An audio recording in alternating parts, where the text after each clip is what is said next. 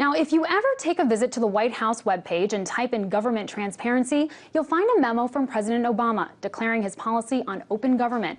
He states government should be transparent. Transparency promotes accountability and provides information for citizens about what their government is doing. Now, while that's Obama's stated intentions, his actions speak a little louder than words. According to a report released yesterday by the Committee to Protect Journalists, President Obama has fallen short of his promise. The report details how the administration has been curbing routine disclosures of information and how the aggressive prosecution of leakers under the Espionage Act has created a chilling effect on potential government sources.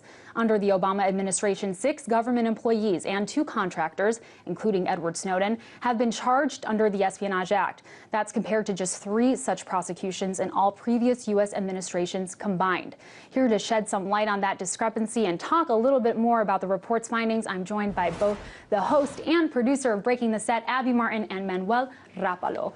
Thank you guys so much for joining me. It's great to have you on. So Abby, the CPJ report is saying what you've said on the show thousands of times. Basically, the president's crackdown on free speech has been the same, if not worse than that of President Bush. What for you stands out as some of the most egregious policies that have been employed by this administration? Well, I was a little surprised to see this report coming out from the CPJ because this is an organization that for the last 30 years has been really focused on war zones and journalists being killed in the line of fire. So for them to kind of take initiative on the home front shows you that this is a really unprecedented move. A lot of unprecedented trends going on with the Obama administration.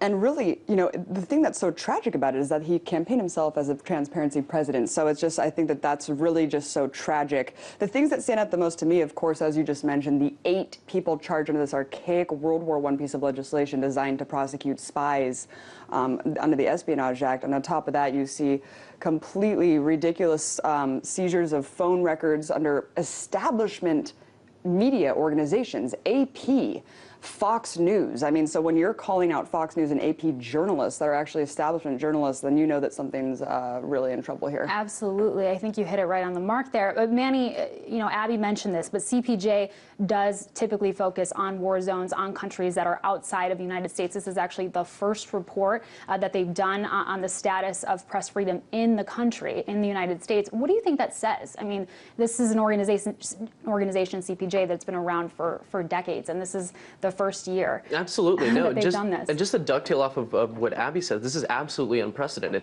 CPJ is focused on war zones, countries, and not just war zones, but countries where it's actually very just dangerous in general to be a journalist for political reasons. Places like Honduras, Egypt, Syria, where these are regarded as some of the most dangerous countries in the world to be a journalist. So why the United States? Well, what that signifies, at least to me from a journalistic point of view, is the actual shift that we've taken from the Bush administration to the Obama administration. Where under Bush, what journalists were getting, what whistleblowers were getting, were mere threats of like, hey, look, we're not going to be persecuting you, but you better stop doing this. Under Obama, that's all become a reality. And like Abby mentioned, 8 people persecuted under the Espionage Act. That's absolutely unprecedented. This includes people like Edward Snowden and the other folks as well. But I mean, I just want to read you one quote. This is from Jane Mayer from the New Yorker, who said, "It's a huge impediment to reporting, and so chilling isn't quite strong enough. It's more like freezing the whole process." So really what this shows you is that the Obama administration may very well be the worst when it comes to press freedoms since the Nixon years. And it's amazing how many reporters came out in this report and really talked about how they've never covered a presidency, with more secrecy. And so that was really amazing. But you mentioned Edward Snowden. Abby, I wanted to talk to you about him because he was the latest whistleblower charged under the Espionage Act. Of course, he's not in the United States, so he won't be tried, at least not yet. What kind of effect would you say that Snowden and the entire NSA scandal has really had on the public's perception of their privacy, their right to privacy? Well, how sad is it that we have whistleblowers seeking asylum in Russia and journalists who are covering the leaks hiding out in Brazil and their partners hiding out in Berlin? I mean, that's the state of the world today, where they can't even reside in this country because of the fear of being persecuted. It completely blew the lid off everything. It's something that we've known for a long time. Since 9/11, we kind of knew the overreach of the Patriot Act, but really we didn't realize how far it went. And even though we've been saying that for years and years, we didn't have the proof in our hands. So Edward Snowden really blew the lid off everything. Everyone in the entire country knows that not only are we being spied on, not only is our metadata being collected, but it reaches reaches far beyond just the borders of this country, and it goes to spying on people in Brazil with no constitutional protections whatsoever, sharing this data with Israel and other allies of the U.S. So I think we are in a state of shock, still recovering from the fact that we've kind of had all of our beliefs consolidated and confirmed. Indeed, I think it was a really pivotal moment. But Manny, I wanted to ask you about, the administration's defense of this. What they say is that, we have, for every FOIA request that has been submitted to the government, we have released that information. We've been as transparent as we can possibly be, and I think that their reaction has been, pretty fair, I guess. So, what do you think? Do you think the administration should be getting any kind of credit for?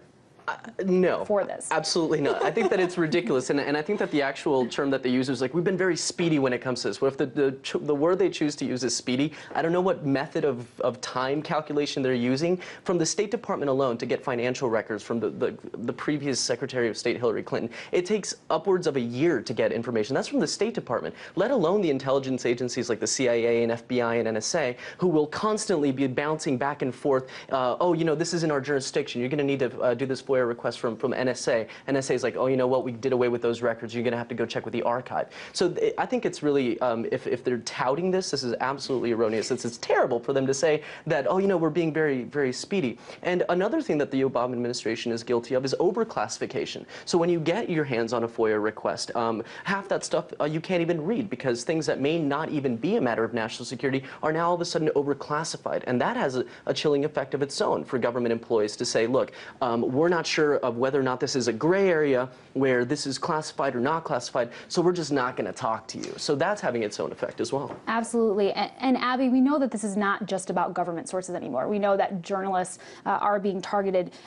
It calls into question another really controversial Obama policy, the NDAA, the Indefinite Detention Clause of the NDAA. Can you talk about that provision a little bit and just how it sort of feeds into this whole thing? Yeah, I think that's why people are so concerned, is because we've seen this move, a really egregious move on part of Obama, signing into law the NDA, the National Defense Authorization Act, Section 1021, which authorized the indefinite detention of people who are an associated force with al-Qaeda or terrorists. And we already know that that term is so general, so subjective, that it can really be anyone. And journalist Chris Hedges just tried to sue the administration by saying, hey, I've been embedded with what you call terrorists, what you deem terrorists, and I could be indefinitely detained by the military with no habeas corpus. I mean, we're talking about a policy that goes back centuries, Magna Carta. I mean, this concept of having due process and a fair trial is so foundational to democracy and to just freedom.